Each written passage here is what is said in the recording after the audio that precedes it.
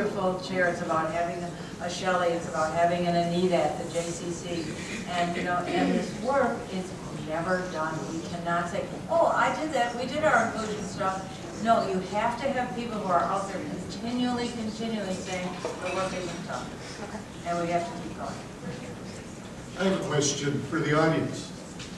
How many communities have coordinating committees for elder care issues? How many communities have coordinating agencies for Jewish education?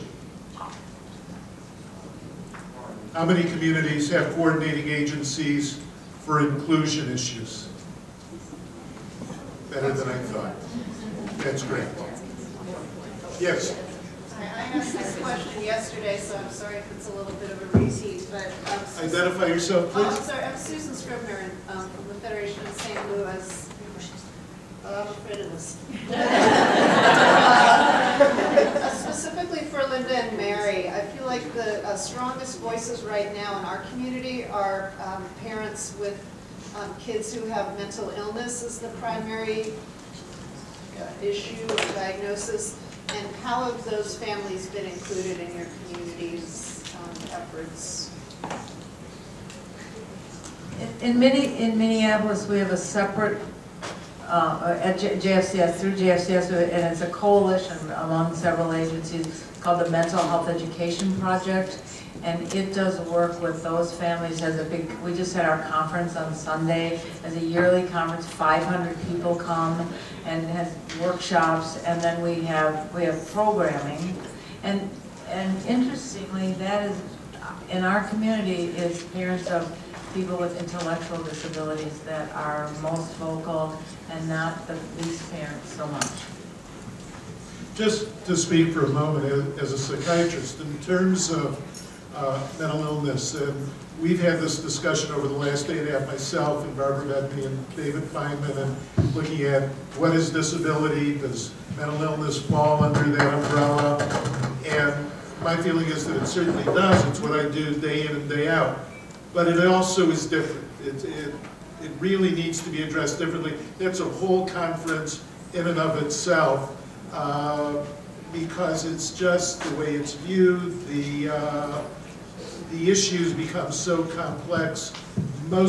Just as a very quick comment about it, most individuals, when we talk certainly about developmental disabilities, aren't on medication. Medication doesn't become an issue. But you have that whole additional parameter that comes into play with psychiatric issues and mental illness issues and so on. So it's a whole different picture in terms of jobs, compliance issues, on and on and on. So that's a cause for another conference, perhaps. May I respond? Okay, thank you. Wait. I just want to answer. I'm glad you asked that question because we don't segregate it in our thinking. And as a matter of fact, some of the most exciting programs that have been developed have really focused more on mental illness than some of the other disabilities we might talk about. So I think it's the fact that it just depends who's pushing you at the given time. We created this fabulous social group, which really is made up of young adults with mental illness, and it's one of my favorite programs. It meets every week, and we have between 15 and 20-year-olds who come because they are looking for outlets and places where they feel safe, and so we're really excited about that.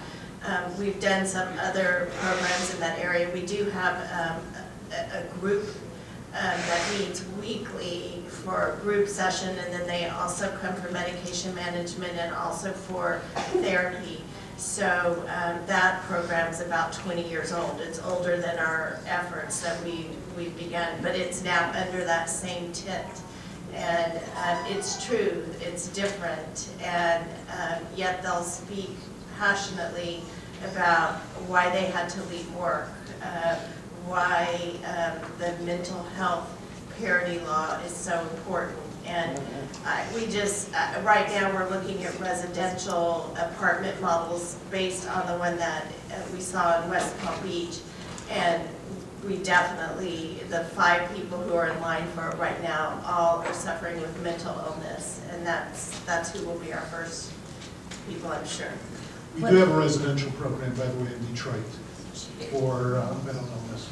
I would just like to add to that, when we started 11 years ago, we struggled with the same thing. Do we include people who have mental illness? Do we not? It was really, really a struggle, and it took us a long time to figure this out. If I were to start this all over again, you bet I would include people who have mental illness. And it doesn't mean, and this all comes down to one thing. It comes down to this is not one size fits all.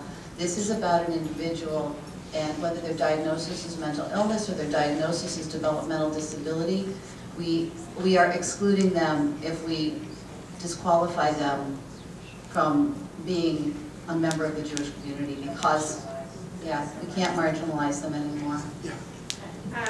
And I really want to, again, reiterate that. Identify yourself, please. Oh, yeah, Elaine Rosenberg from West Palm Beach, Florida, and I've talked to many of you before. And I just want to say in terms of the mental illness, mental health issue, is that I really hope that moving forward, we make sure to keep the tent broad enough to include that. The word that we tend to use with families is to focus on functionality and individualization. Because when you do that, then you realize that just like every single one of us here is unique and different too, that is true whether or not you have an intellectual disability, whether or not you have brain trauma, which is its whole other classification, and every single one of these populations is similar in the way that they're ostracized and isolated. So we really have to know what each other does. We may not all serve every single one of these population groups, but we need to know who does and have the tent be broad enough that we can welcome everybody to some place in our Jewish community. Michelle? Hi, Michelle LaRock, South Palm Beach, Florida. What we have found in terms of mental illness is that we can't separate the two because many people with disabilities will have depression or anxiety, and a lot of times it's comorbid. So what we have to do is develop programs that truly are inclusive and address those issues as well. Yes, straight. Elaine Marcus, Chapel Hill, North Carolina. I really appreciate what you said about a conference dedicated to. We have found that getting started is not simple, but possible. I'd love to hear from anybody, maybe it's another meeting, about sustainability. So now we know we have transportation issues, we have leadership issues, we have funding issues. Now we've got the people, but how do we keep it going? Yes. Yep, we bet. Terry Hatcher from Dallas, Texas, Jewish Family Services. Two things. One of the things that we found to be very helpful in our community is we started reaching out to the youth, and we created a peer mentoring program where we are going into the different youth organizations, whether it's synagogue, BBYO, and we've been doing an inclusion education program. And then what we're doing is we're asking those teens to reach out in their community to someone they know. Most of these kids know someone with a disability. It may be a peer, it may be a cousin, it may be a sibling or a neighbor, and we're training them to be inclusive in their life. And we're finding that it's having a trickle effect out to the parents and then to their leadership. So we are seeing more inclusion of youth, those with not so significant special needs, but also those with very significant special needs, because we're asking the teens to reach out to someone they personally know. So we're having a lot of success with that. In turn, we're getting funding through some of those youth organizations to create more programming, to create inclusive programming. So go to your youth organizations, and you know, they're the future. They're the ones who are going to be hiring our young adults. They're our future leaders. They're our future captains of industry. They're the future leaders of our organizations. So that's where we started. We're seeing a great success with that. The other thing is every state has a disability IDP council. So we partnered and we got a grant from the Texas Council on Developmental Disabilities to create an inclusive faith-based community symposium. I know that that's a national push, and if you go to the AUDD website, which is the University Disability Network, audd.org. Excuse me, it's aucd.org. AUCD, you're right, thank you. And if you go there, there's a lot more information, and also find out who your state DD organization is, and watch for RFPs on their grant proposals. So we have a 3-year continuing grant to create an inclusive faith-based community symposium, and we are having tremendous outreach from our community. There are services out there. I mean, I have a 16-year-old daughter with disabilities. There are services out there I did not know existed for my daughter.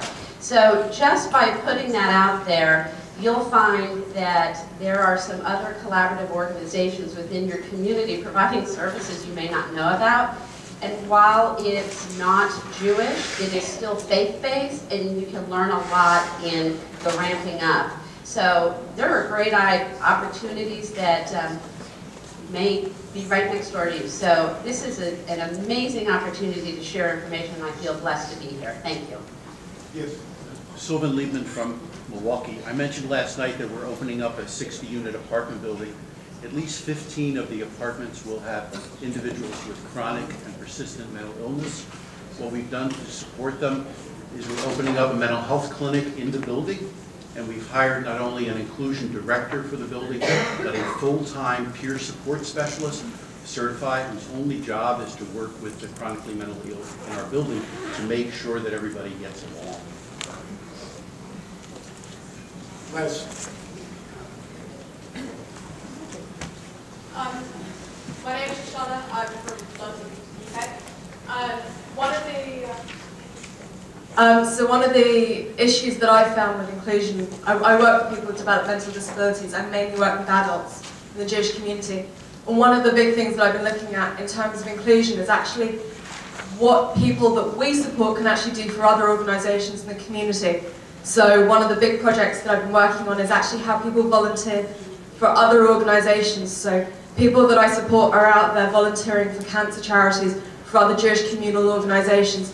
Mitzvah Day, for example, we have people on our committee who have with developmental disabilities who have chosen other charities that they wish to support. And by doing that, that's also sending out a very strong message to say that it's not just about receiving tzedakah and being on the receiving end because they're but for the grace of God go I sort of attitude, but actually they've got something very, very real they can contribute and that they can make a very real difference. And the crucial bit is that they're choosing which organisations they feel they want to make an impact in. But it's slowly changing the attitude because they're seen as being people who can really contribute and make a difference, not despite or in spite of their disabilities, but just because they are members of the community. So, the question was, what do they do when they volunteer? They choose different charities they want to do, and some of it's fundraising, some of it's volunteering, some of it's raising awareness amongst other people with disabilities about other organisations in the community. So there's a whole variety. It's a fairly new program, so and it's very responsive to the individuals that decide what it is that they want to do.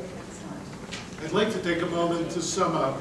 There will be opportunities for other questions. We're going to then take a coffee break.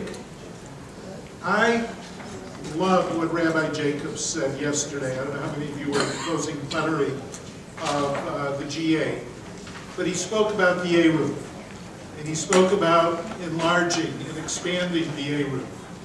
And although he was speaking in terms of pluralism in our Jewish community, I think it also applies to what we're doing here. And whether we talk about Abraham's tent, or the A-roof, or gateways, or opening doors, or any other terms that we use for inclusion, I think most importantly, in terms of our definition, we need to be welcoming. Even in terms of my own practice, and I see a significant number of individuals with developmental disabilities. And as people have said, developmental disabilities don't immunize you against depression or anxiety or a variety of other psychiatric disorders. And I have to deal with my own staff about it.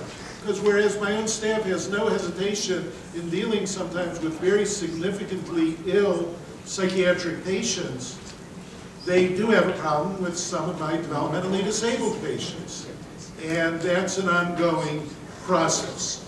And I think that's what is most important as we begin this formal meeting today, that we are part of a process to not only open doors, but to open minds. And I'm going to use a quote I used yesterday morning in my session, and Mari can identify with this one. I spoke about the Wexner Foundation earlier. Les Wexner has said that what got us here won't get us there. We need to work on the process. We need to be creative. We need to be open-minded. We have to go back and nudge our communities and open doors to increase inclusion. I want to thank the panel, and I want to thank all of you.